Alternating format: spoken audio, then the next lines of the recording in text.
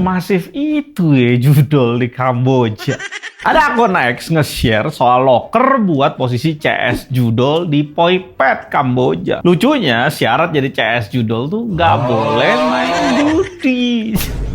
Ironis kan? Ya, Poipet ini emang udah terkenal lah jadi kota judi dari liputan Vice di 2017. Duta Besar Indonesia buat Kamboja bilang kalau sekarang jumlah warga negara Indonesia yang netap di Kamboja bertambah tiap tahunnya seiring dengan mewabahnya industri judi online. Alasannya jelas, karena industri judi online legal di Kamboja, khususnya di kota-kota perbatasan kayak Bapheth, Poipet, dan Sihanoukville. Sayangnya KBRI itu nggak punya data secara langsung apakah memang WNI yang datang ke Kamboja itu bekerja langsung di judol atau enggak. Tapi Santo mengakui kalau ngelihat patternnya emang seperti itu, ada kaitannya. Data 2018 sampai 2019 jumlah WNI di Kamboja itu cuma 3.000. Dan di tahun 2023 WNI di Kamboja jumlahnya jadi 123.000. Termasuk ada 89.000 orang yang lapor kalau bakalan stay di Kamboja long term selama 6 bulan sampai 1 tahun. Gila, itu naik 40x, 40 kali dalam waktu 4 tahun. Santo udah prediksi tahun 2024 ini WNI di sana bisa tembus 150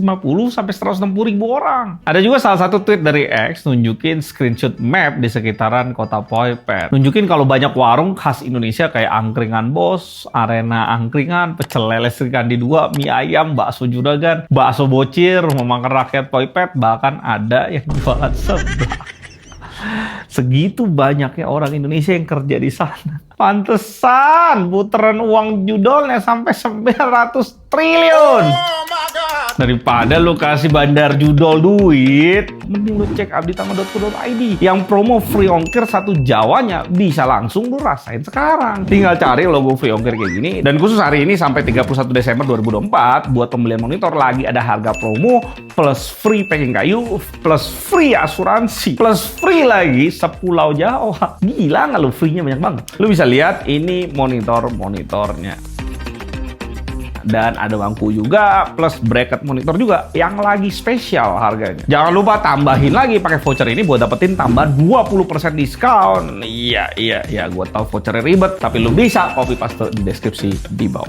Sony, Xbox, Samsung, dan Tencent bakalan bikin konsol handheld gaming sendiri. Sebelumnya kita tahu kalau Xbox lewat bosnya Phil Spencer resmi ngumumin Xbox lagi kembangin Xbox handheld. Gak lama setelah itu, Sony juga ngumumin lagi ngedevelop PS5 handheld sendiri yang infonya bisa juga mainin game PS4 lah. Game-game yang sekarang juga game-game PS4. Lanjut ke Samsung yang udah punya paten buat gaming portable yang bisa dilipat. Dan kalau dilihat desainnya mirip sama HP Samsung Galaxy Z Flip. Ada kontrol di sisi kiri kanan, layarnya 16:9 di tengah, dan kayaknya ada kemungkinan layar kedua itu di luar buat main game pakai rasio 4:3. Konsol handheld dilipet-lipet, mau ngapain sih? Terakhir ada Tencent collab sama Intel bikin konsol handheld 3D One pertama di dunia. Sesuai namanya, punya fitur 3D itu yang ngegunain eye tracking, jadi efek 3D-nya bisa dirasain tanpa alat tambahan. Desainnya juga 2-in-1, layar sama controller bisa dilepas, mirip banget konsepnya kayak Nintendo Switch dan Legend Go. Gaben nih yang mulai semua rally perang ini pakai Steam Deck pertama yang dulu itu. Apakah Gaben yang bakal tuai lagi ntar pakai Steam Deck 2? Menarik perang di segmen baru ini. Department of Justice DOJ Amerika ngusulin Google buat jual Google Chrome-nya. Di 5 Agustus 2024 kemarin, Hakim Distrik Amerika Serikat mutusin kalau Google lakuin monopoli ilegal di pasar search engine pakai cara bayar miliaran dolar ke perusahaan-perusahaan kayak Apple, Samsung, Mozilla biar Google Search jadi search engine default di perangkatnya mereka. Kayak di tahun 2022, Google ngebayar Apple 20 miliar US dollar buat jadi Google Search default di perangkat iPhone. Ya kita semua tahu lah ya, Google dipakai paling banyak di dunia.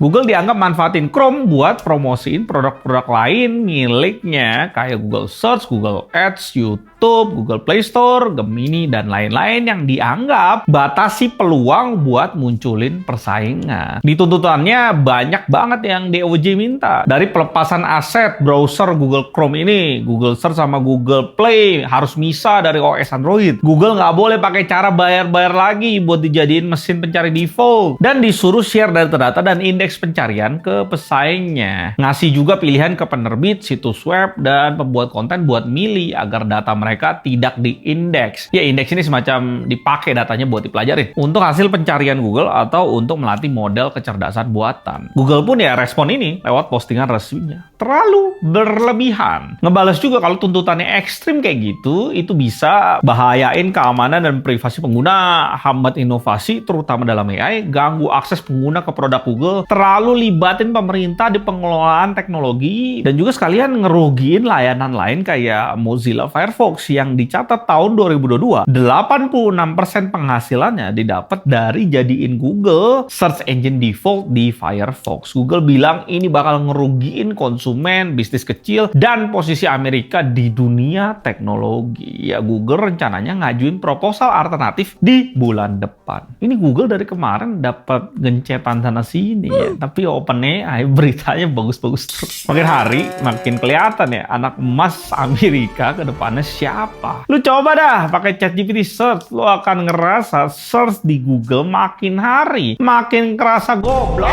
Dan belum selesai, OpenAI juga kabarnya mau bikin browsernya sendiri nyaingin Google Chrome. Semi mau langsung tinju aja terakhir Google dia mah. Sony lagi diskusi buat akuisisi Kadokawa Corporation, konglomerat media Jepang yang punya berbagai perusahaan di industri game, anime, dan manga. Contoh judul yang terkenal harusnya lu juga tahu kayak Sword Art Online, karya-karya Makoto Shinkai, Weathering with You, Kimi no Nawa, dan lain-lain. Plus Kadokawa ini juga pemilik saham terbesar 70% di From Software, developer game dari Elden Ring, Bloodborne, sama Dark Souls. Di tahun 2022, Sony sebenarnya udah megang 2% sahamnya Kadokawa dan 14% saham di From Software. Tapi Sony kayaknya lihat potensi lain. Anime dan manga soalnya lagi menjamur di dunia dan Sony ngelihat ini sebuah celah. Ini salah satu alasan Sony mau akuisisi Kadokawa, karena Sony ngelihat kalau market anime dan manga bakal mendominasi ke depannya. Yang diprediksi akan tumbuh 2 kali lipat atau kira-kira jadi 60 miliar US dollar di 2030. Ngelihat concrot masuk kuburan, PS5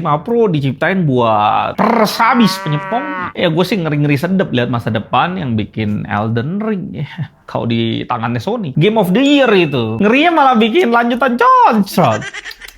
Bahaya. Xiaomi kabarnya lagi ngebuat chip 3 nanometer buatannya sendiri dan rencana bakal diproduksi tahun 2025. Alasan Xiaomi berusaha buat bikin chip sendiri ya karena Xiaomi nggak pengen ketergantungan sama pemasok luar kayak Qualcomm dari Amerika dan MediaTek-nya Taiwan yang selama ini jadi penyedia utama chip buat Xiaomi. Xiaomi itu sampai keluarin uang sebesar 4,1 miliar US dollar buat proyek pembuatan chip ini dan Xiaomi nunjuk TSMC buat produksi chipnya. Tapi dari Bloomberg, kalau emang bener Xiaomi nunjuk TSMC buat produksi chipnya, kayaknya bakalan ada masalah dalam waktu dekat. Soalnya di pertengahan bulan November 2024 kemarin, TSMC diperintahin Amerika buat berhenti ngirim chip canggih ke pelanggan-pelanggan China kayak Alibaba, Baidu, Tencent, Huawei, dan ByteDance. Nah, TSMC walaupun asalnya dari Taiwan, tapi dia pakai teknologi dan peralatan punyanya Amerika dalam proses produksi. Jadi TSMC terikat dan harus tunduk sama regulasi Amerika. Semua kayaknya nggak jelas ya arahnya. Dunia 2025 akan kemana? Ini perang sana sini. Pastiin pakai duit lu sebaik mungkin. Dan buat lu yang mau beli batik, ingat penjual batiknya sangat tidak peduli HP lu pakainya apa. Dan buat lu yang mau top up di game kesayangan lu, bisa di GTA di top up. Gue Elwin, sampai jumpa. Boom.